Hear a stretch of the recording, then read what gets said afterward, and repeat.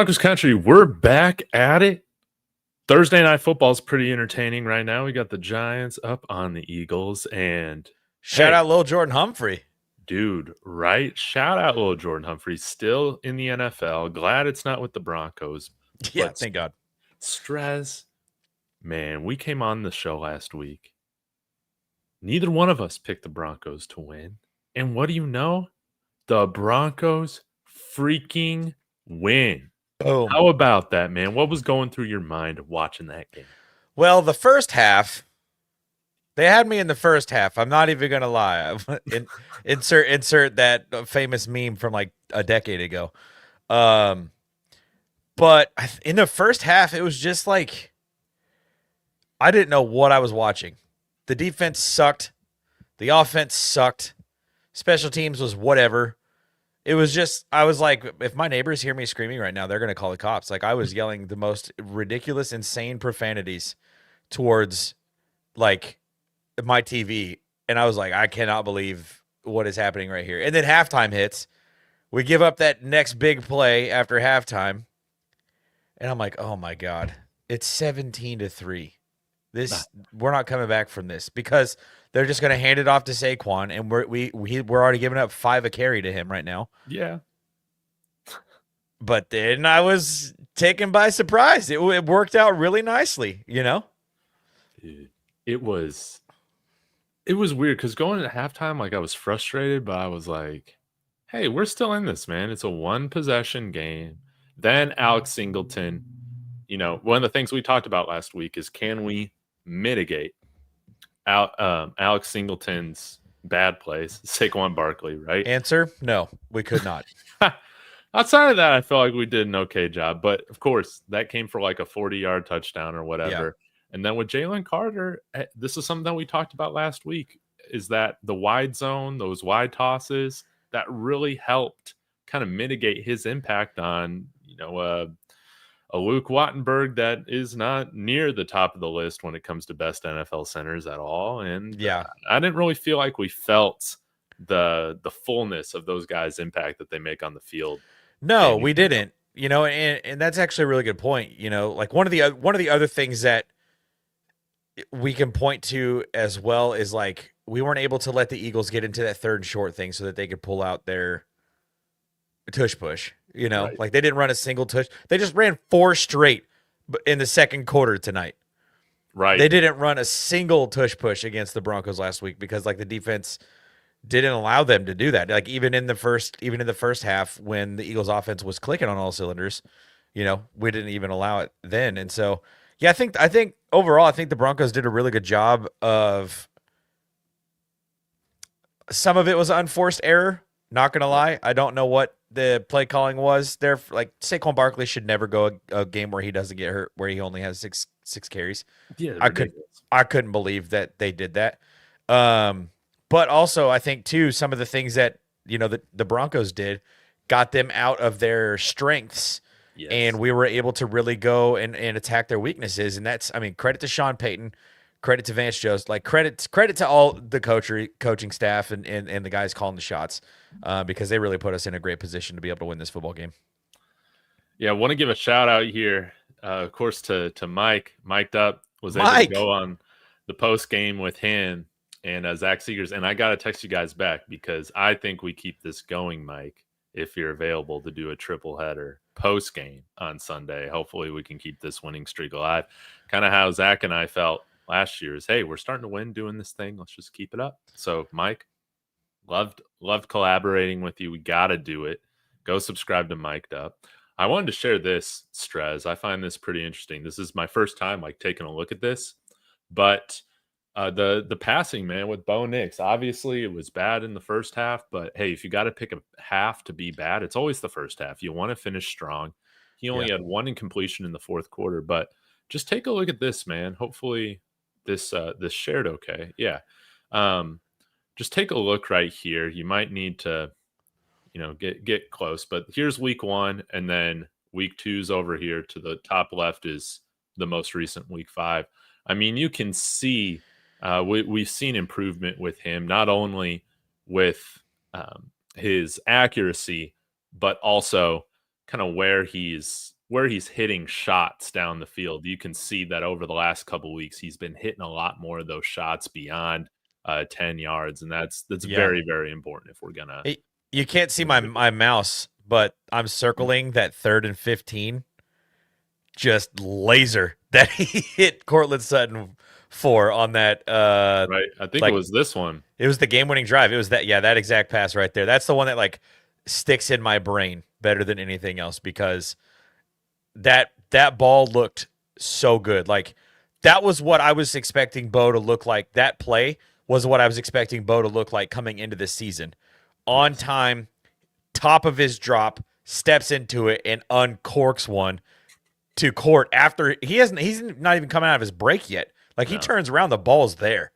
And then uncharacteristically, Court like makes a play, makes 2 guys miss, and then runs up the sideline. You know, like that play was kind of what I was expecting this Broncos team to look like. And hopefully, I mean, that was the one that kind of put the game away. Hopefully that can be a play that like carries us forth throughout the rest of the season. Yeah, man. It was such a good performance, man, by him. Again, Mike and I talked about this. You know, Mike, he watched a lot of those John Elway comebacks live, right? Yeah. And he said that this game definitely felt very John Elway-esque. Well, the last time, what was the stat that they showed? The Broncos were 1-114 or something like that when they're trailing by 14. 100, yeah. When they're trailing by 14 or more points, and I'm assuming that one time that they came back was probably a John Elway. Yeah, it had to have been, man. Or actually, maybe no, it because could when have we been Peyton. came back with Peyton Manning from the Chargers, that was just at halftime. So yeah, it probably was. Yeah, so yeah, if we're able to, you know, and a lot of the conversation around Bo Nix has really been, you know, he's got that dog, he's got that gamer in him, he's got that game time performer in him, just like John Elway, you know, and Tim Tebow had a little bit of that too, but Bo has all of the talent that Tebow didn't have. So just like it's just in a really good spot. And on top of that, like JK almost had another 100-yard game. Yes. Like very easily could have had another 100-yard game. So, and you know, that we see that one touchdown pass on the screen. Evan Ingram, Bo scrambling, making a great play. And then Evan Ingram breaks a tackle, dives into the end zone, and I lose my freaking mind. Dude, that play, that specific play with Bo and Ingram, man, where he kind of slips out after kind of chipping the guy. Dude, there was a very fine window to throw that pass, man. Like the timing really had to be on before Ingram was covered again. And just goes to show, man, how football's a game of inches, and it's about really you need to have perfect timing. Crunch time, man. People don't understand the timing and rhythm that like football is a beautiful chaos. Like it truly is. Because like the timing and the rhythm, like if you're a step late, a step early, half a step late, half a step early, like you're going to miss out on a catch, a touchdown run, a game-saving tackle, like all kinds of stuff. That's what we're watching with CU right now. The quarterback's always a step or two late in when he's deciding to throw the ball, man. Yeah. So you're exactly right about that. Archtop asking, how many drops did Bo have? I assume you mean Bo's receivers. Well, this was a dime thrown here to Cortland Sutton. I hadn't seen a prettier pass from Bo since he's been in a Broncos uniform. Yeah, that was really nice. And then maybe did we have one more drop? I'm trying to think. There may have been one or two. There was probably there's at least one a game from Marvin Franklin combined, so I'm sure we had a drop from one of them. But yeah, outside of that, man, the Eagles they do a very good job on taking away this part of the field. And again, you got to hit these, man. These throws in these spots. And that's Quinyon Mitchell. Yeah. Like it's not that we were like not able to attack the middle of the field, but we were also attacking one of the better corners in the league. Yeah. And Cortland, how about that? Looked like another number one again. What he had 99 yards. 99 yards. We couldn't get him that one extra to get him over the century he would have mark. caught that first pass, dude. Oh yeah, he would have been. That would have been what 130. Yeah, I think he caught 8 of 10 targets. Looking like a number one receiver, looked way better than A.J. Brown did against a very good corner. So, yeah, Quinyon Mitchell's out. Yeah. in tonight's game. Yeah, he just went out right when I was getting ready to come downstairs was when they were announcing that injury update. Man. Well, really, like you brought up. Okay, so we talked about Bo. We talked about the run game, those outside runs too. We talked about Sutton. No tush pushes. Any other takeaways you have from what really is our biggest win in 10 years, man, since Super Bowl 50? Give Nick Bonito the Defensive Player of the Year award right now. Dude, I can't believe he's already got 7 sacks. That's insane. We can probably get, if you want to get this segment out of the way right now, doing the Fly Eagles Fly thing. Dickhead of the week in the bag for Nick Bonito. That was unbelievable. I love that he did that. Yeah, man. He's definitely becoming our lead dickhead, man. It feels good. Feels good, man. I like that he's trolling every single chance that he gets. And he went to Oklahoma. Yeah. There's not any big Longhorns on the New York Jets that I can think of. So, yeah, he'll have something planned for somebody. No, none that I can think of. I mean, no. Yeah. Well, Breece Hall played at Iowa State. Okay. That might be their Big 12. Yeah, I guess they were Big 12 when they played at the same time. Yeah. That's the only thing that I can really think of, like off the top of my head. Well, before we get into keys to the game, dude, let's take a look at the injury report because there are, I think, some slight concerns here. Of course, the big news is with Ben Powers being out. Let me go ahead and hit this, I guess this looks fine, or this might look nicer. Oh, no, it doesn't, because I don't know how to scroll over. All right, that's just how we're going to look at it. All right. Who was limited today on Thursday? Nobody was, but full participation. Alex Singleton, Malcolm Roach. How about that? DJ Love Jones, that. Nick Bonito, Tyler Bidet. You have thoughts on Roach? Love that. We're getting another one of our dickheads back. Like, talking about, man. Like the defense just needs more of them, and especially in this game, because we'll get into it here in a little bit. But the only thing about the Jets offense that concerns me is Breece Hall is having a classic Breece Hall season, and Justin Fields is unbelievable when he decides to take off and run. So we're going to have to do a really good job of making sure that we can stop the run. And so it's going to be nice to have a guy like Malcolm Roach back in the game. Yeah. Yeah, I'm so happy we got him back, and hopefully he's going to help everybody stay engaged. And because we can't take any NFL opponent lightly. I know you said in your preview you did, guys, go watch it on Broncos Hub. You talked about how you don't believe in trap games because everybody's talented in the NFL. Yeah, and I don't think trap games don't exist in the NFL. We cannot let this become a trap game. In retrospect, we got to take care of business, man. And yeah, I mean, you saw the Jaguars win against the Chiefs. You know, you saw freaking Carolina come back. Jags defense is crazy, though. I got to give the Jags a little bit of credit this year. I know. Also, that play from Trevor Lawrence was the dumbest thing I've ever seen, like, live in my entire life. That was so dumb. I know, man. That was one of the ugliest plays, and Jalen Hurts goes down with another sack, dude. Let's go, New York Giants, baby. Jeez. Was it Burns again? Yeah, is he 0? Mm-hmm. I think he's. He does his little Spider-Man celly afterwards. Yeah, Brian Burns, dude. Love to see it, man. Philly fans are going to be in absolute chaos after this. Let's hope the Giants hold on. But one thing I do wonder. To me, it seems like we're not going to see Jonah Ellis this week. That's fine. We got Dondrea Tillman that can show up. And, hey, how about time to see what Q Robinson can do? If this guy's one of the best athletes, I've kind of been a little peeved because I don't think he's been activated. And, you know, Nick Saban talked about him as, like, being one of the best special teamers ever. This was sold to us as being, like, a day one special teams guy. Yeah. And he's not playing on special teams right now. Correct me if I'm wrong, guys, in the chat, but I don't think he's been I haven't seen him. He's been a healthy scratch. I'm pretty sure he's been one of the inactives all 5 weeks so far. I really want to see what he can do because he has potential of being kind of like a Nick Bonito type of guy, just in terms of his first step and his athleticism off the edge. Yeah, I agree with that, especially this week with a guy like Justin Fields at QB. You're going to want your guys that are faster, not necessarily bigger. You need faster, but Q's a little bit of both. He's got a little bit of size and stuff too. So, and I mean, I couldn't tell you the last time because he's an LSU kid. No, right? Bama kid. Savion Jones is the LSU kid. Yeah. Q is the Bama kid. Yeah, that's right. I keep getting those two mixed up.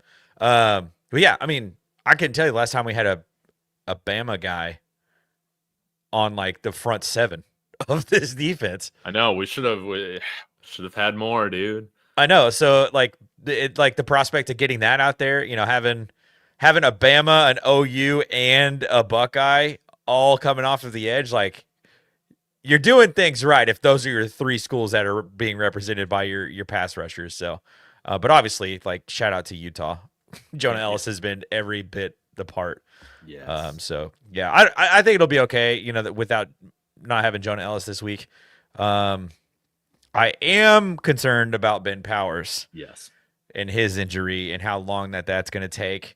But I do think who's going to step into that role. I've heard people throw the Matt Parrott out there. I've heard people say Alex Palchevsky's going to step in. Yeah. So Zach Seegers, granted, he is, he has real connections working. Yeah, he's like in the building sometimes. Yeah, he said he thinks Palcho will be that guy. That's kind of what I'm thinking. Okay, which I have no concerns. I just have minimal concerns in terms of how many games did he start last season? With him or Pert, dude. With him or Pert, I think we'll be fine. Because how many games did Mike McGlinchey miss last season that Palcho stepped in for? 2? I want to say 2. So he's got legit experience with this O-line, so it's not 2. But again, that was at tackle. He's stepping in at guard. But that's why you have these kinds of guys. Yeah, I am not worried. Now, I would be a little bit worried if we were putting Forsyth out there. Yeah. But I don't think we're going to do that. Palcho, he's on the field as that extra lineman. It just makes sense. I think it will be Pert, though, because I feel like they keep Palcho on the right side, Pert on the left. Yeah. But Palcho might be just a little bit better than Pert, like in general. So, man, what do I know, man? What did we say at the beginning of the season? What? We want the best athletes. We want the best talent on the field. Whoever it is, like Sean Payton has earned my trust. Yeah. So Cecil Lammy's saying Pert. To me, that would make sense. Yeah, I'm not gonna believe a word that man says ever. No offense. Not you, Kodiak. I love you. Well, Kodiak reported that we tried out Ray Lewis today. Per his sources. I did see that. That I laughed for a good 3 minutes of that. I was like, oh, couldn't get worse. I'll say that. Yeah, man. So let's see what he can do.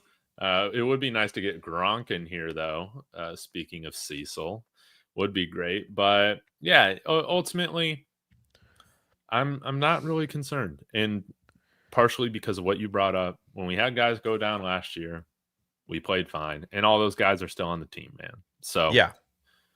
In terms of the New York Jets and their injuries right now, it is pretty interesting. Justin Fields has a knee, but he'll be good to go. Quinnen Williams is limited. Interesting. Along with Jamarcus Weston, Kiki Wagwu. He used to be with the Vikings. Alan Lazard is a DNP, but that's a non-injury personal, so maybe he'll play. I don't know. He's like a bubble guy. He missed Wednesday and Thursday? Yeah. And then Jermaine Johnson, linebacker, limited, and Michael Carter, cornerback. So they're pretty beat up then on defense. Yeah, man. Yeah. And I mean, this is a bad defense. This is just a bad team. They are the second worst scoring defense in the NFL. That's terrible, man. This is a team that I really want us to show our killer instinct again. I agree. I'm right there with they're a worse scoring defense than the Bengals. That's terrible, man. We need to throttle them. Championship teams, a team that wins the AFC West throttles this team, man. Yep. They don't take their foot off the gas at all. And the thing too about this Broncos team, like since Bo Nix has come into town, the teams that they're supposed to beat, they beat handily. Like how many 8+ points wins did we have last season? Like most of our 10 wins were big wins. Yeah, like they were weren't against close. like those bad teams that we should have beat. Yeah, like we should have beat these teams. So I think like the way that this defense is set up, like not concerned about it at all. My only concern is like Breece Hall and Justin Fields just having a field day on the ground, because we're gonna have guys like Alex Singleton trying to chase him down. Yeah, I wonder because Drew Sanders, he should be back soon. Is he practicing? I feel like he can come back whenever he wants now at this point. Is he practicing? Because he's not even on the injury report. Has he returned to practice? Y'all let us know in the comments. We should know these things. I know. We should, but we're the ones with the microphones. We're supposed to know this stuff, but we don't know this stuff. Help run this show, man. I mean, I forget Drew Sanders exists quite often. So. Yeah, me too. I also am just not going to hold my breath. I know, man. Well, what if he really is the savior of our inside linebacker group? Then I will eat my words with no milk. Yeah. I assume he's still on IR because Dre Greenlaw isn't on the injury report. He's on IR too. Yeah, I think that's what it is. Like I don't think that they've returned to practice. He's returned to practice yet. But why? But Ben Powers is on IR. Oh, that's true. And he's on the injury report. Something ain't right. I don't know. Maybe we haven't officially put him on IR yet. Hydra Ammo is saying 51-6 Broncos. So take the over. Give it to me. Take the over. I think we're 7-point favorites right now. We're 7.5 point favorites. I've seen both. Yeah. We should just take a look at that right now. Yeah, I'm not sure what Profit David X has Talks to say Broncos, about that. Sponsored by Profit X. Use your promo code Dave. Get a $200 profit cash bonus. For your first 30 days, available in 40 plus states. Here's what I did. Man. Oops. And put a little bit of profit cash down on -7.5, and you got plus 106 odds. And I think the odds have gotten even bigger since I put this play down. Let's take a look. Yeah, look at this. 7.5. See, you can get plus 115 odds right now, man. I might have to double that. But this is a team, the only thing that goes in the favor of the Jets, like you said, is that they got an athlete at quarterback that could pose problems. And again, they're playing with no pressure, dude. They're playing with no pressure. And if they have belief getting out of that first quarter, it's the NFL. Anything can happen, man. Anything can happen. It's important for us to go and establish our physical and mental dominance on both sides of the ball, which means a 3-and-out, and it means a scoring drive, man. That's what I want to see in the first quarter. If we take care of those things, I think they will lose. The 0-5 teams will break easily. They should break easily. That's how also, I feel about it. Justin Fields has never won a football game in which his opponent scored 21 or more points. That's an insane stat. That's an insane stat. Yeah. So there's your answer. 3 touchdowns, you win this football game. Yeah. Which it shouldn't take that, but Kodiak saying Broncos' average margin of victory was 15 last year, tied with Detroit for the highest in the NFL. That's actually very, very impressive. I did not realize that. It's a little bit carried by that last game, that 38-0 win over the Chiefs. But, I mean, if you take that game out, it's still like 8 points. That's insane, man. And then Rowan saying, Shane Sharp said Sauce hasn't been the same since his rookie year, and Jets fans will tell you that, man. Like, this is just a bad defense. And I think Cortland Sutton versus Sauce Gardner, we're finally going to settle this debate if it wasn't already settled. Who's got the best corner? We knew it was Champ over Revis Island, though nobody watched the Broncos during that era. It seemed like that was talking on ESPN or whatnot. They will understand after this game that Pat Surtain is him. Surely they already know. Yeah. Oh, no. Looks like Jackson Dart just went down. So if Jackson Dart goes down, are you going with Jameis Winston or Russell Wilson? You can't put Russ back in. Dude, I don't want to put Russ back in. Too short. Okay. Archtop saying Drew Sanders is still on IR per the Broncos website. Thank you. So let's get to our keys to the game, Strez, or players to watch. We just talked about Pat Surtain. What's on your mind, man? Yeah, I think Pat Surtain, Garrett Wilson's going to be fun to watch. Just for the cinema of it. I mean, they were two of the best doing it in college. They're two of the best doing it right now in the NFL. So I do like that matchup. Not really concerned about them targeting Riley Moss like the rest of these teams have been the last couple of weeks because, like, let's face it, the Jets don't have a T. Higgins or Devontae Smith. So, like, they have Josh Reynolds as their number 2. Yeah, good receiver. I liked his time in Denver. I mean, he scored a touchdown against the Chiefs last year. Almost died. I will always thank him for that. Almost, yeah. So I'm not as concerned this game with like Riley Moss's performance. I'm sure he's probably thanking God that he's got a little breather going to this game. He's like, thank God, after 2 weeks playing against friggin' T. Higgins and the Slim Reaper, you know, most teams, those two guys could be wide receiver ones on. So the fact that they're not on their respective teams is just wild. But yeah, I think that's one matchup I'm really excited for. I'm also looking for our defense to eat on the D-line. The Jets have given Justin Fields has taken 10 sacks this season through 5 games, so he's averaging 2 a game right now. And we lead the NFL with 21 sacks through 5 games. Nick Bonito's got 7 on the year. So I look for this as an opportunity for our defense to really pad their like sack statistics, which is going to be really nice to see. But something else that actually caught my attention today was we only have 4 takeaways. I know. On defense. Yeah. Those numbers need to go up. Like our defense is elite everywhere except that metric. Like except the turnover. Like you would think with the talent that our defense has and the fact that like our offense has done a pretty decent job of taking care of the football this season that we would be winning the turnover margin right now, but we're -2 in the turnover margin on the season. We need to even that up, man. Which is crazy, you know? And so I think that we need to get some takeaways this game, force a fumble here, a strip sack. I could see that coming. We did that 2 years ago. It's how we ended the season. Jonathan Cooper scooped a strip sack, a Nick Bonito strip sack, and these two guys are doing the same thing. So that's kind of what I'm looking for on the defense. And offensively, like, just run the damn ball. Get in, get out. Yeah. Come back home.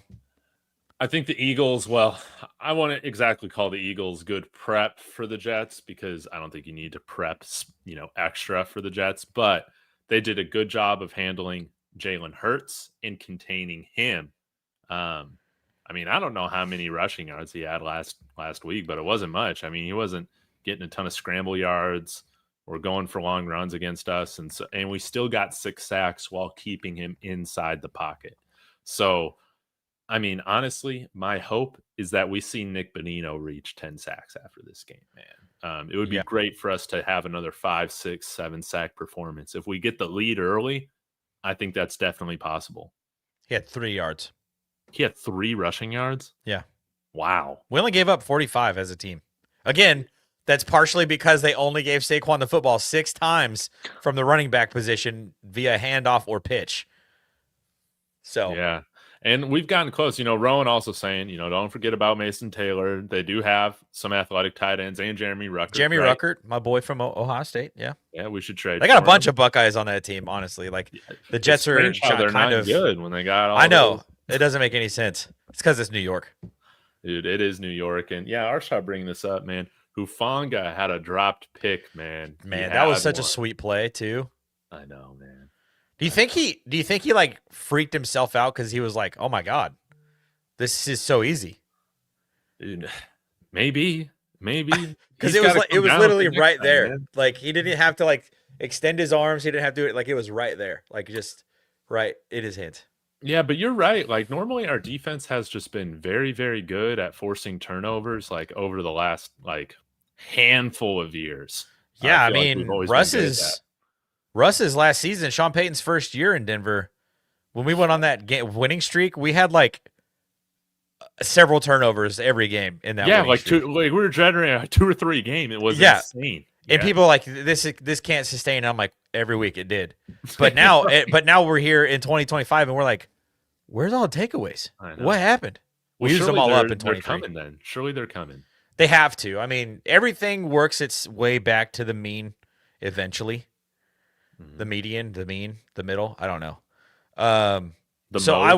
I would think that because we've had so few takeaways early in the year, we're going on a streak of some not very good quarterbacks over the we the have next the 31st 5 games. toughest schedule. So the second easiest schedule the rest of the way. Yeah, I mean, we've got Jets this week. We've got Giants next week, which who knows if Jackson – I hope honestly, it could be a good thing if Jackson Dart is out and misses next week because then we finally get the revenge that we've been looking for over a year at this point. Yeah. But obviously Dak Prescott is playing out of his mind this year. I'm still not sold on the Texans, and then we've got the Raiders. So there's a stretch of a few not as good quarterbacks as we've been seeing. I mean, but also like we didn't have any takeaways against Jake Browning. Yeah, it was very strange, man. It's just like it's weird, and maybe it's because we're sacking the quarterback before he gets a chance to throw an interception. So just chalk, one of the 6 sacks a game up to, I mean, what are we averaging a game? 21 divided by 5. 4.25. Yeah. 4.2. Like yeah. That's insane. We're averaging what? 4.2 sacks a game? 21 divided by 5. 4.2 sacks a game right now on defense. Yeah. Unbelievable. Yeah, man. So you got to sack the quarterback, get some turnovers. That's what I'm looking for on this week on defense. Really is not just like the whole game. Like I'm not concerned about our offense. I do want to see us just run the ball, but defensively, like pad your stats, get sacks, get takeaways, take care of business. Yes. Offensively, start fast. This would be a game, honestly, because I think it's important to be mindful of J.K. Dobbins' workload. Yeah. I think we'll need to lean on him quite a bit down the stretch, as we should. And if it's possible, man, it would be nice to see us give a little bit more in certain games with leads to RJ Harvey. Hey, maybe even a little Tyler Bidet. I want to shout out Tyler Bidet. He gets like 1 touch a game, man. And so far, I feel like the majority of the time this year, the 1 touch he gets goes for like 15 yards, whether that's like a run or a pass. And then he also had a very nice blitz pickup. I can't tell you at what point in the game it was in the second half, but stellar in pass protection. We saw that RJ Harvey almost led us to a turnover there. I was surprised that was reversed, honestly, that strip sack. No, that was incomplete all the way. Yeah, it was close.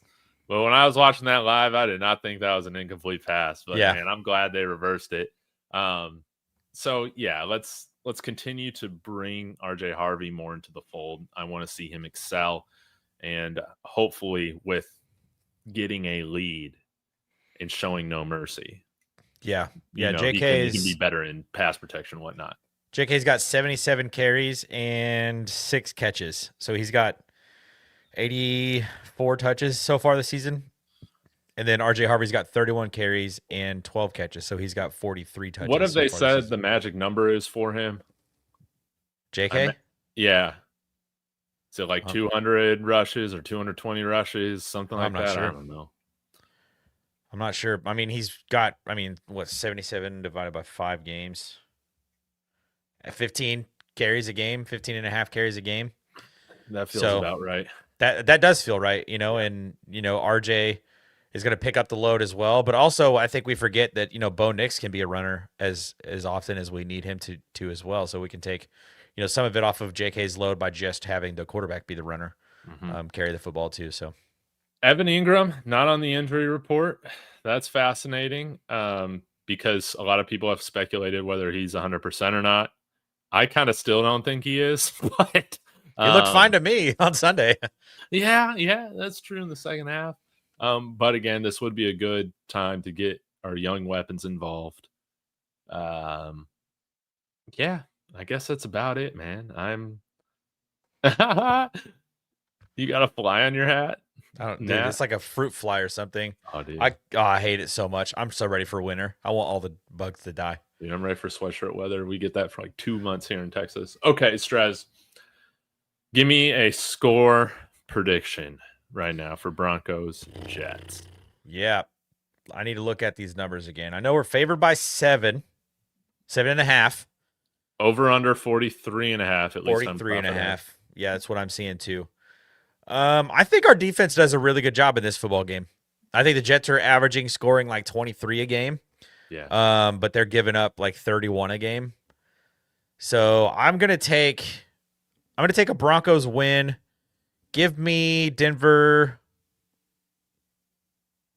27, New York 10. Okay. Dude, let's go. I'm going out on a limb on this one because I rarely predict serious blowouts, man. This is the week to do it. 35-10 Broncos. I love it. Yeah, I rarely do this, but I feel very good about this game. It's just one touchdown and a random 2-point conversion. Yeah, after my about generating turnovers, like you'll need to generate turnovers to get more possessions like this. But I just don't think that they're a very good football team. When you look at who else we've played, like Tennessee, what they score like 9 points against us. Yeah, I would say probably about kind of the same. Yeah, what Cincinnati score against us? 10, 3, wasn't it? Maybe it was 3. Yeah, it was 28-3. Like this just isn't a good offense. Yeah. My only concern is coming off this massive win. It was an away game, so we haven't been in our own beds for a week plus, and the Jets are 0-5. Like they're desperate. So somehow, if the stars align perfectly, I could see a world in which somehow the Jets can pull it off. I don't think that that's this world, though. Like, I don't think 2 years ago, yes, this Broncos team would have such a bad hangover from a win like that they would absolutely go out and blow it for over 0-5 New York Jets.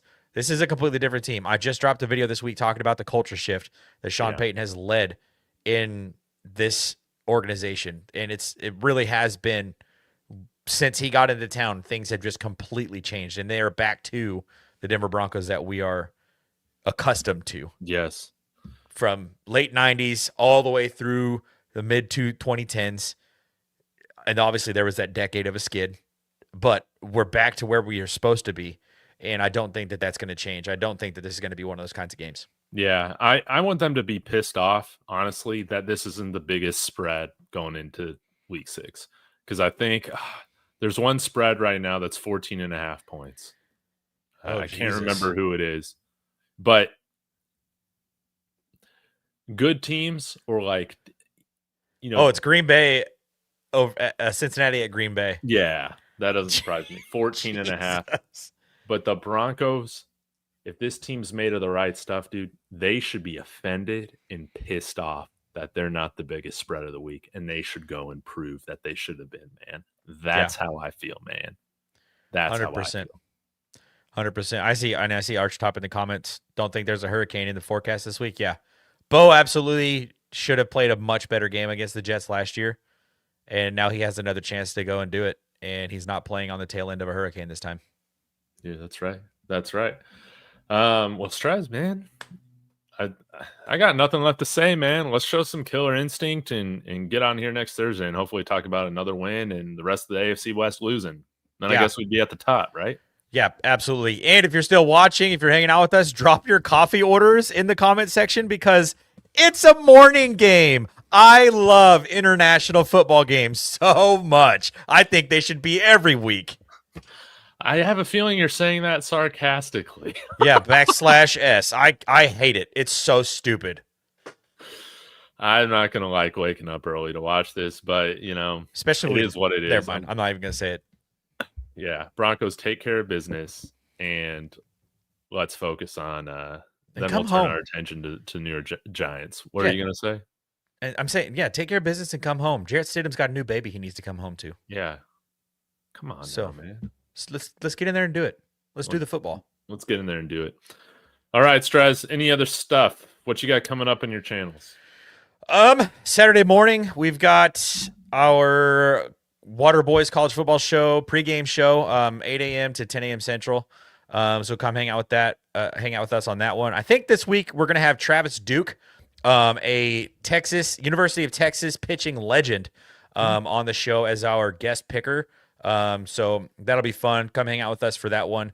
And yeah, that's pretty much it. Dude, I love it, man. Well, if you guys like college football, you can follow me over at David Talks Buffs as well. And maybe we'll actually get a victory this weekend. We'll have to see. But yeah, until next time, guys, go Broncos.